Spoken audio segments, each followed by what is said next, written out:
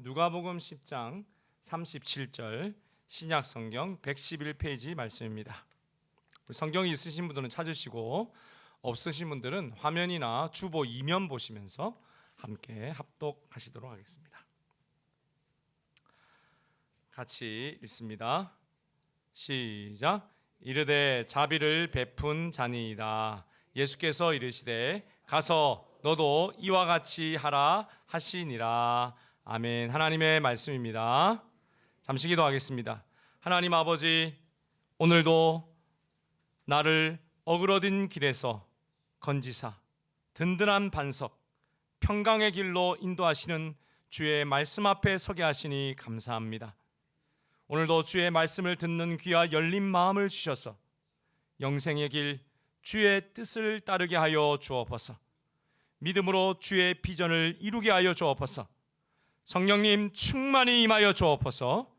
예수님의 이름으로 축복하며 기도 올리옵나이다. 아멘. 자전거가 넘어지지 않는 비밀을 아십니까? 그것은 지속적으로 균형을 잡는 두 가지 원리가 있기 때문입니다. 과학자들은 이 균형을 위한 두 원리를 분석해서 이렇게 말하고 있는데요. 첫째는 바퀴가 돌아가면서 스스로 균형을 잡는 원리가 첫째입니다. 여러분, 우리가 어렸을 때 이 팽이를 이렇게 치면 계속 이렇게 치지 않아도 팽이가 균형을 잡으면 그대로 팽팽팽팽 돌아가는 바로 그와 같이 바퀴가 여러분 자동 이렇게 계속 돌면서 균형을 이루는 힘이 생긴다는 것입니다. 그래서 자전거 타보신 분들은 잘 아시다시피 여러분 계속 처음에는 굴리다가 어느 정도 가면 발을 가만히 있고 가는 그 속도로 그저 가는 것이죠. 그러면서 여러분 넘어지지 않는다는 것이 첫 번째 원리입니다. 두 번째는 앞바퀴를 움직이면서 넘어지지 않도록 균형을 잡는 원리입니다. 여러분, 우리는 자전거를 탈 때 핸들을 앞바퀴를 이렇게 살짝씩 이렇게 돌리면서 균형을 잡습니다. 여러분, 오른쪽으로 이렇게 바퀴를 기울이면 어느 쪽으로 몸이 가죠? 자, 한번 생각해 보세요. 자전거 다 타실 줄 알죠? 권사님 못 타세요? 오늘 배우시기를 바랍니다. 자, 여러분, 바퀴가 왼쪽으로 이렇게 가면 몸이 왼쪽으로 가야 될까요? 오른쪽으로 이렇게 가야 됩니까? 반대로 왼쪽으로 바퀴가 가면 몸은 왼쪽이다, 오른쪽이다. 그러면 오른쪽으로 하면 몸은 왼쪽? 여러분 어떠세요? 아무도 우리 교회는 자전거를 못 타시는군요. 네, 여러분 자전거는 왼쪽으로 바퀴를 올리면 왼쪽으로 기울어져야 되고 몸이 오른쪽으로 기울어지면 오른쪽으로 기울어져야지 이게 균형을 잡는다고 합니다. 그래서 여러분 속도를 올릴 때 타는 선수들도 같은 방향으로 이렇게 돌리잖아요. 몸을 이렇게, 그죠? 그렇게 균형을 잡는다고 해요. 이것이 여러분 두 가지 균형을 잡는 원리입니다. 나중에 여러분도 이렇게 되시기를 바랍니다. 오늘 한 유대인의 율법 교사가 예수님을 찾아와서 자전거 타는 것보다는 훨씬 심각한 질문을 던집니다. 자, 이것에 대한 예수님의 대답은 여러분 한마디로 균형을 잡아야 된다라고 말씀하세요. 뭐를 잡아야 된다고요? 균형 잡아야 된다. 여러분, 먼저 그의 질문은 이것입니다. 선생님, 어떻게 해야 영생을 얻을 수 있습니까? 라는 것입니다. 아주 심각한 질문이죠. 여러분, 지금으로 한다면 선생님, 오늘 밤 이 세상을 떠나신다면 천국에 들어갈 확신을 가지고 계십니까? 라고 재해석할 수 있겠습니다. 자, 여러분, 이것이 오늘 율법교사가 예수님에게 던진 질문이었는데요. 예수님의 답의 핵심이 뭐라고요, 여러분? 균형이다라고 말씀하십니다. 마치 자전거가 넘어지지 않으려 두 가지 원리가 있듯이 두 가지 균형을 함께 가르치시고 계십니다. 여러분, 그래서 오늘 본문은 두 개의 이야기가 등장하는데요. 사실 실상 그 예수님의 대답을 쭉 찾아보면 어떻게 해야 영생을 얻을 수 있습니까? 의 대답이라기보다는 영생을 얻은 사람이 어떻게 사는 사람이 영생을 얻은 사람입니까? 라고 하는 답을 주시고 있어요. 자, 어쨌든 여러분, 그것이 균형에 대해 말씀하고 있는데요. 한 가지, 첫 번째 이야기는 율법 교사와 예수님의 대화 가운데 선한 사마리아 비유를 통해서, 또 다른 하나는 마르다와 마리아의 이야기를 통해서입니다. 얼핏 보면 대상도 다르고 사건도 다르기 때문에 두 예수님의 말씀이 다른 이야기처럼 보이지만 사실 두 이야기는 한 가지를 가리키고 있어요. 그리고 둘 다 우리 신앙의 균형에 대해 가르치십니다. 여러분, 그러므로 영생 얻은 자의 삶, 영생의 신앙은 첫째로 자기의 기준을 깨고 찬 지식과 실천의 균형을 이룬 신앙이라 할 수 있습니다. 내가 무엇을 하여야 영생을 얻을 수 있습니까? 라고 질문에 대한 우리 주님의 대답은 지식과 실천의 균형인데요. 먼저 그의 영생 얻는 지식이 무엇인지 예수님이 답을 주지 않고 되물으시면서 대답하셨어요. 26절과 27절의 말씀입니다. 같이 한번 읽어볼까요? 시작. 예수께서 이르시되 율법에 무엇이라 기록되었으며 내가 어떻게 읽느냐? 대답하여 이르되 내 마음을 다하며 목숨을 다하며 힘을 다하며 뜻을 다하여 주 너의 하나님을 사랑하고 또한 내 이웃을 내 자신같이 사랑하라 하였나이다. 여러분, 지금 어떻게 하여야 영생을 얻습니까? 라고 누가 질문했다고요? 율법 교사. 여러분, 율법 교사는 무슨 일을 하는 사람입니까? 율법을 가르치는 사람이죠. 그래서 율법 교사는 자기 직업을 나타내는 말입니다. 그러니 어떻게 하여야 영생을 얻는지 이 사람 잘 알고 있습니다. 그렇죠? 유대인들의 역사와 당시 시대의 통념을 가지고 예수님의 대답이 어떻게 하실지 시험하여 물어봤는데 예수님이 되물으실 때 그가 이렇게 대답한 것이죠. 그의 대답은 여러분 모범답이었습니다. 어떻게 하여야 여러분 영생을 얻을 수 있습니까? 여기 말씀의 핵심이 무엇입니까? 하나님을 사랑하고 이웃을 사랑하면 영생 얻을 수 있다는 거예요. 여러분, 2주 전에 제가 10계명 지수와 함께 여러분에게 질문 드렸던 질문이 있습니다. 4가지 밭 질문이죠. 여러분, 혹시 4가지 밭 질문처럼 오늘도 여러분께 한번 질문해 보겠습니다. 여러분은 하나님을 사랑하시고 이웃을 사랑하십니까? 큰일 났네. 네. 여러분, 다시요. 여러분 몇 점 주시겠습니까? 만점이 2점인데 하나님 사랑하십니까? 아멘. 아멘. 할렐루야. 예. 이웃을 사랑하십니까? 큰일 났습니다, 우리 교회. 그죠? 오늘 자전거도 못하고 여러분, 예수님이 이렇게 말씀하시는 거죠. 영생을 얻는 핵심은 하나님 사랑과 이웃 사랑인데 영생 얻는 길은 하나님을 사랑하고 이웃을 사랑하는 거 맞아. 그런데 제가 여러분에게 물어봤지만 사랑이 가능하니? 라고 요 문맥 가운데 묻고 계신 거죠. 여러분, 그런데 우리는 사랑할 수 있습니다. 어떻게 그게 사랑이 가능합니까? 예수님을 믿음으로 가능한 것이죠. 아멘. 예수님을 믿는 것이, 여러분 이 설명에는 빠져 있지만 우리는 이 대답이 무엇인지 알고 있습니다. 예수님을 믿음으로 나를 위해 당신의 하나밖에 없는 아들을 주시기까지, 여러분 나를 사랑하신 그 하나님을 믿기 때문에 하나님을 사랑할 수 있게 됩니다. 여러분, 그러한 여러분 되시기를 축복합니다. 그리고 그 감격이 내 삶으로 와서 여러분 나의 이웃을 사랑하고 가족을 사랑하고 가문을 사랑하는, 여러분 그러한 영생 얻은 백성의 길을 걸어가게 되는 것입니다. 그래서 여러분, 이것은 영생 얻는 이유인 예수님을 믿는 믿음과 영생 얻은 자의 삶이 떨어져 있는 것이 아니라 연결된 질문이라고, 답이라고 할 수 있는 거죠. 예수님께서는 교사의 이 답을 들으신 후에 그래서 칭찬해 주십니다. 정답은 정답이니까요. 그가 지키든 못 지키든.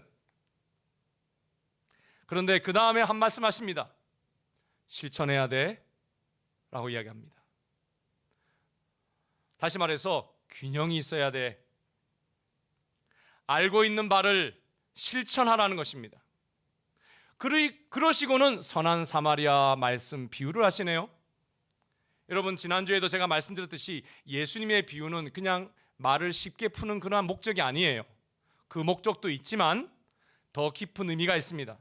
또 재미를 주시기 위해서 주시는 것도 아닙니다. 물론 그 목적도 있지만요, 예수님의 비유는 가장 중요한 목적이 있는데 하늘의 비밀, 천국 비밀을 알리기 위해서입니다. 여러분도 오늘 예수님의 영생의 비밀이 담긴 이 균형 있는 지식을 위해서 그 말씀을 잘 들으시기를 바랍니다. 아멘이시죠? 어떤 사람이 강도를 만나서 옷도 벗겨지고 가진 걸 모두 빼앗깁니다. 그리고 그것만 하는 것이 아니라 아예 맞아서 죽게 되었다라고 성경이 이야기합니다.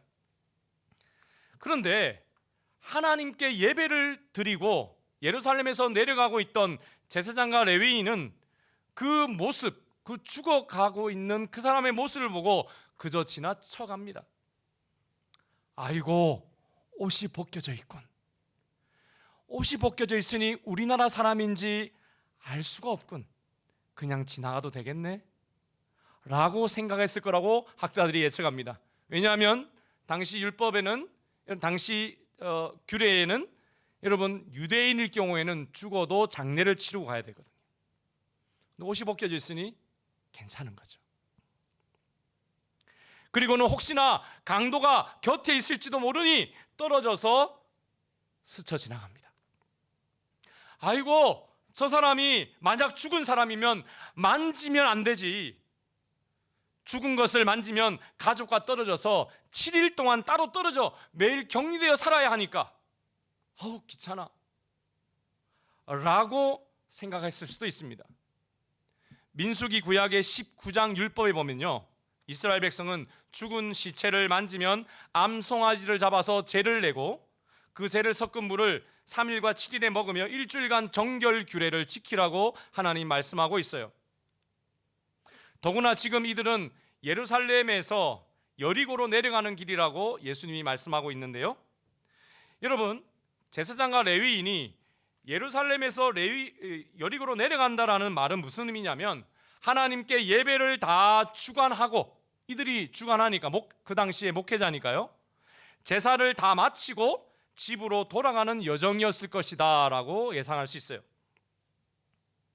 그런데 여러분, 시체를 만지면 어떻게 됩니까? 정결 규례대로 여러분, 그걸 지키기 위해서 가족과 격리되어서 있어야 하거든요. 심히 갈등이 됐던 것 같습니다. 어찌 보면 성가시고 귀찮은 일일 수도 있죠. 꼭 내가 해야 돼? 그래서 아무도 보지 않으니 어찌 보면 인간적으로 그럴 수도 있겠다. 충분히 번거로운 그러한 상황이었다는 것입니다. 그러면서 살아있는지 어디가 다쳤는지 살펴주지 않습니다. 못 본 사람처럼 자기 길로 가고 맙니다. 그런데 한참 뒤에 이 그림처럼 이웃나라 사마리아 사람이 길을 가다가 그 버림받고 도움받지 못했던 강도 만난 사람을 목격합니다. 여러분, 사마리아 사람은 유대 사람들이 세리와 창녀와 함께, 제가 지난주에 말씀드렸죠, 거짓말해도 돼, 그러니까 인간으로 취급하지 않았습니다. 세리와 창녀와 함께 극도로 싫어하고 무시당했던, 유대인들에게 무시당했던 그런 사람들입니다. 이들은 원래 유대인이었지만 아수르 제국 때에 외국인과 피가 섞여서 일명 지금으로 하면 혼혈인데요, 당시에는 잡종이라고 무시받던 그런 사람이었습니다. 그런데 여러분, 유대인은 이 사마리아인을 무시하지만 사실 사마리아인도 유대인들을 무시했어요. 서로가 막 앙숙이었어요. 서로가 서로를 무시하며 말도 섞지 않습니다. 차갑게 대하는 것이 아주 오랫동안 전통이요 사회적 분위기였습니다. 그런데 오늘 사마리아 사람은 유대 땅에서 일어난 일이라 유대인일 수도 있는데, 비록 똑같은 옷이 벗겨져 있는 어떤 신분이 어떤 사람인지 모르는데도 그를 여러분 정성스럽게 돌봐줍니다. 먼저 가까이 갔습니다. 그리고 상처난 곳에 포도주와 기름을 부어 깨끗이 닦아주고 소독을 합니다. 그리고 자기 나귀 위에 태워서 돌봐줄 수 있는 주막으로 데려가서 지금으로 하면 약 $300 정도 되는 돈을 주인에게 맡겨두고 가던 길을 계속 가면서도 돌아올 때까지 잘 봐달라고 여러분 값도 대신 치러졌습니다. 그리고는 예수님께서 이렇게 물으시네요. 누가 강도 만난 사람의 이웃이냐? 여러분 어떤 사람이 강도 만난 사람의 이웃입니까? 여러분 보실 때 네? 사마리아 사람이잖아요. 근데 오늘 성경에 뭐라고 되어 있는지 아세요? 당연히 누구든지 사마리아 사람이요 이렇게 대답할 텐데 율법학자는 자기 입으로 사마리아란 말을 입에 담기도 싫어요. 아무리 착한 일을 해도 내가 싫어하는 사람은 입에 안 담거든요. 그래서 이렇게 이야기합니다. 그 사람을 도와준 자비를 베푼 사람이요. 그랬더니 예수님이 한마디 더 하십니다. 따라할까요? 너도 이와 같이 하거라. 사랑하는 여러분, 제사장과 레위 사람은 유대 나라에서 가장 하나님의 말씀을 잘 아는 사람이에요. 사람들에게 그것을 가르치는 직업을 가진 사람들입니다. 하지만 말씀을 알아도 어려운 사람을 도와주지 않았습니다. 이 사람들 예수님 말씀을 들으면서 충분히 자기도 그렇게 살고 있다고 예상했을 것입니다. 이유가 뭘까요? 이유가 뭘까요? 그것은 자신의 기준에 맞는 사람만 선택적으로 도와줬기 때문입니다. 도와줘도 도움이 필요한 사람을 도와준 게 아니라 내가 좋아하는 사람만 도와준 것입니다. 그리고 여러분 자랑합니다. 나는 친구를 사랑하는 사람이야 라고 말이죠.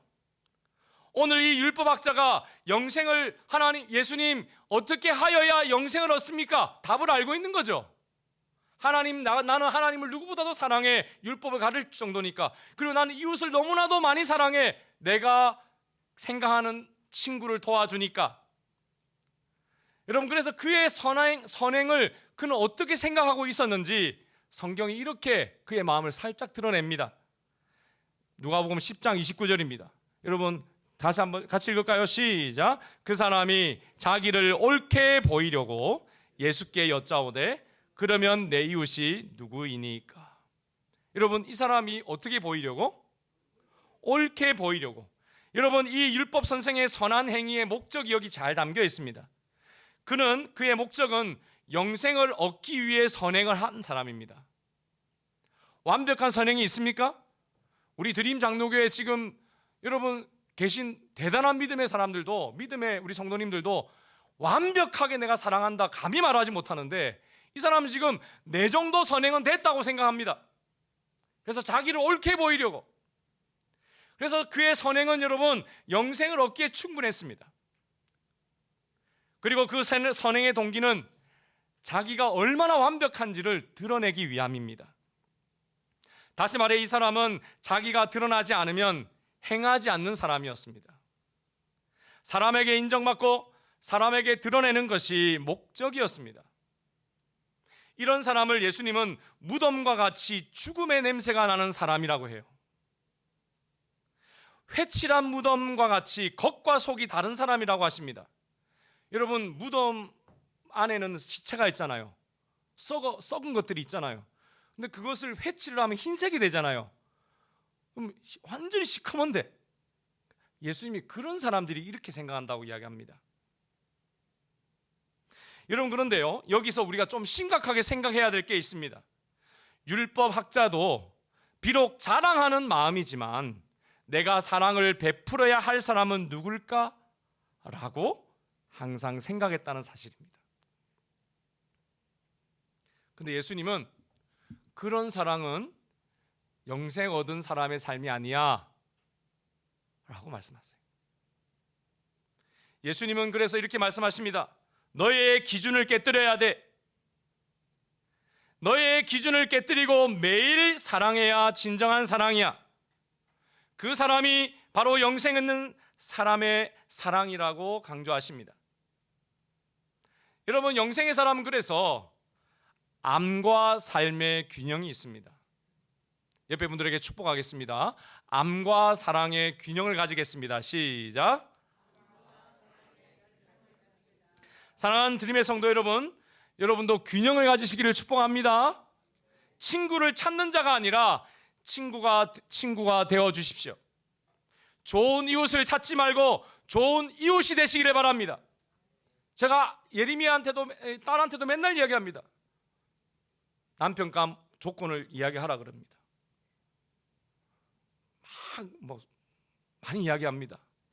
너도 그렇게 되면 되겠네. 네가 그런 사람이 되면 돼. 그럼 하나님이 아주 하나님 균형 잡힌 분이거든. 하나님 그대로 그렇게 하나님 만나게 하셔.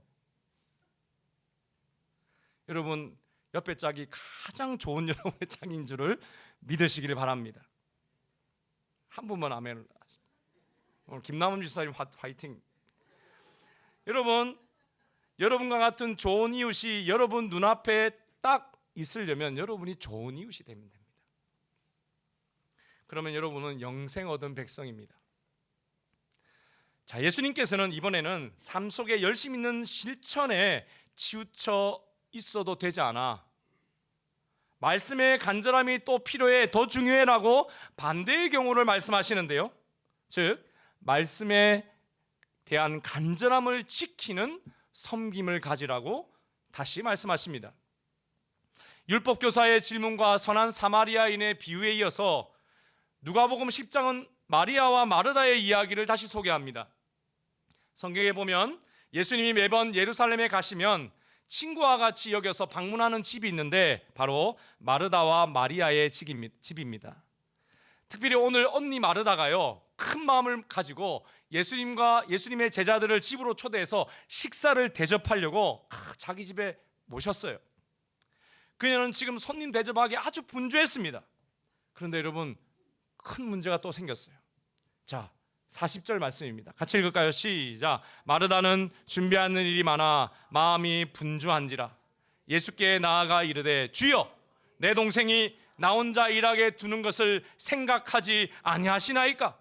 그를 명하사 나를 도와주라 하소서.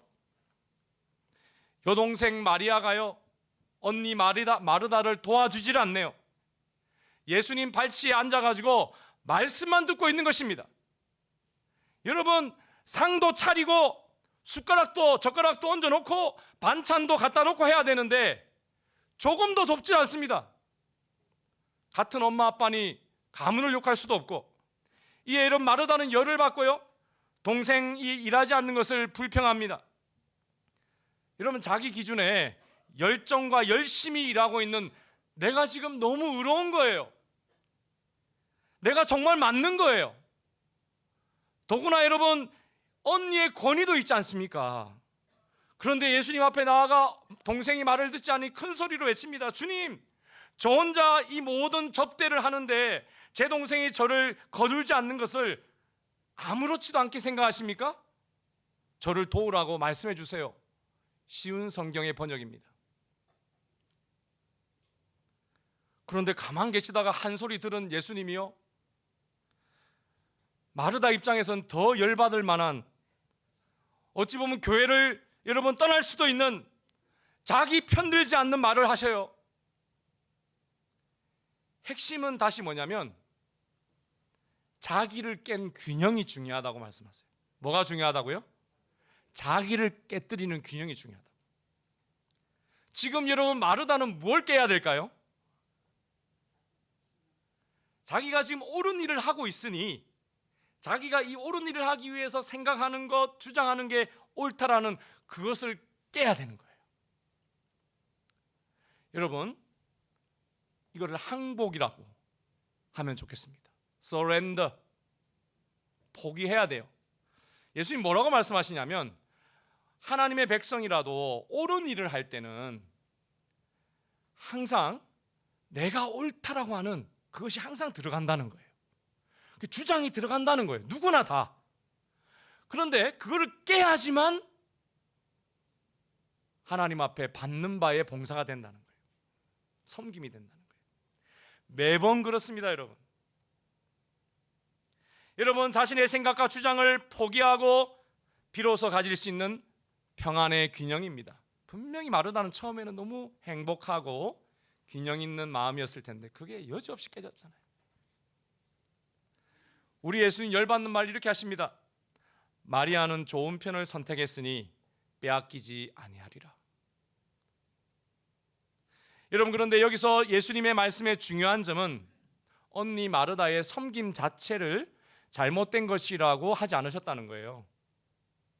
여러분, 무엇을 말씀하시냐면 섬김과 말씀이 균형을 이루어야 한다는 거예요.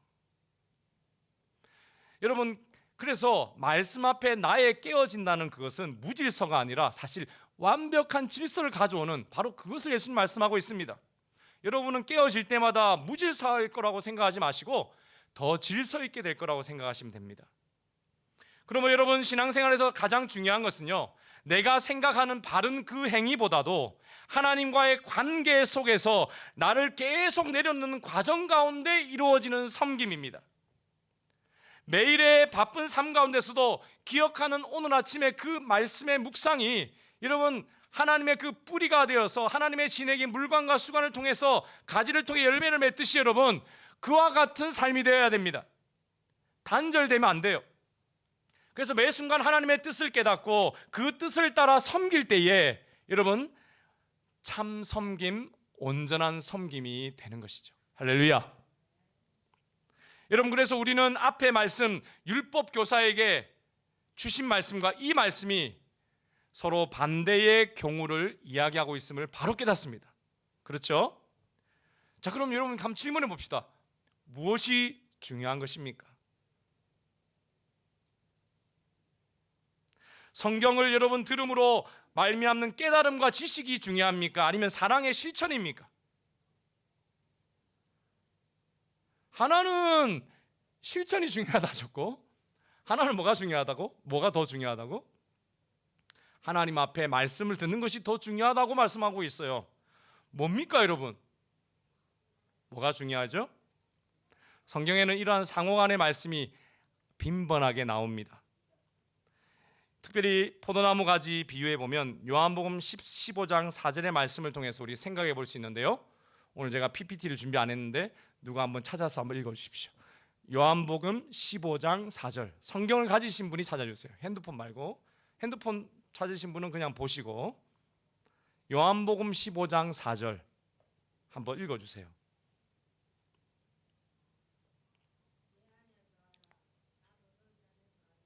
네. 계속요. 가지가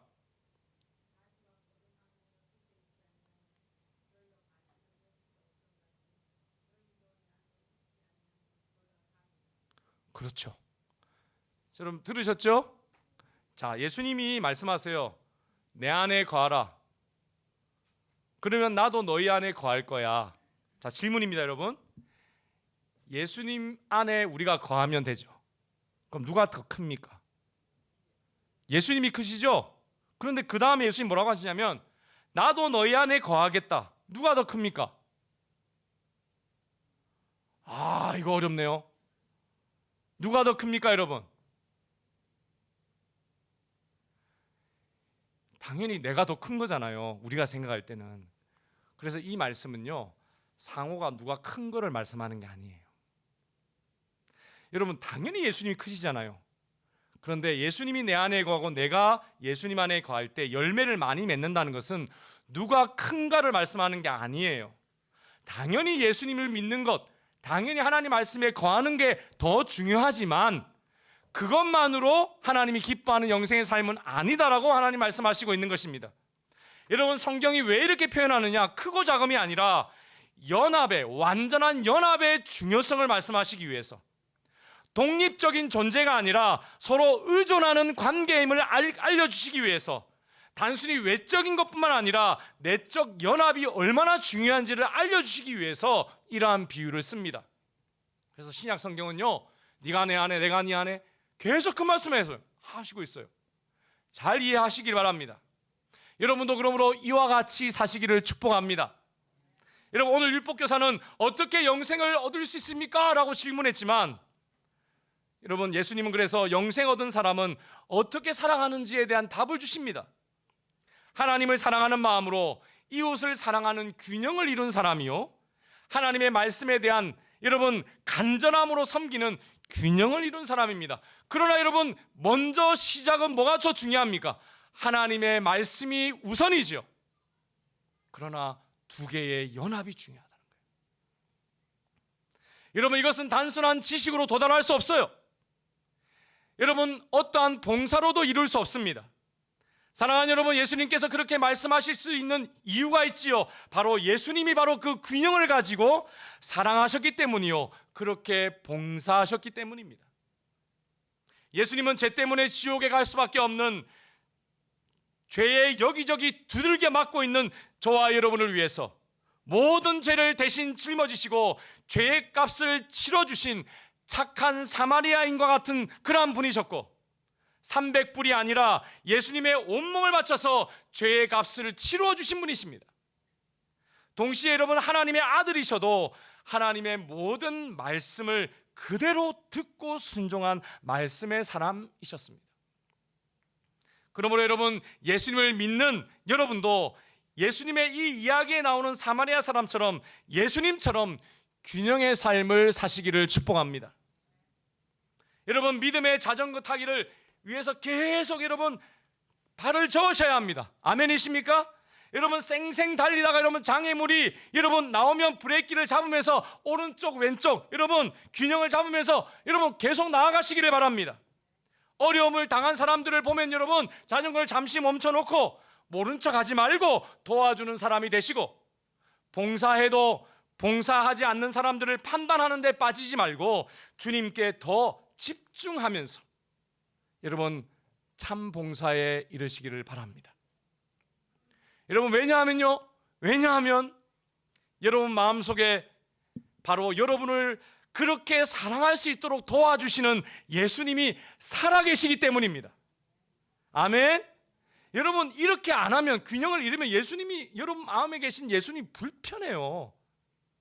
우리도 알잖아요. 예수님 여러분 도와주실 겁니다. 그분이 여러분 나를 깨뜨리고 예수님을 의지하며 나오는 여러분을 도와주시기 때문입니다. 한번 다시 따라해볼까요? 너도 이와 같이 하라. 언제부터 시작할까요? 지금부터.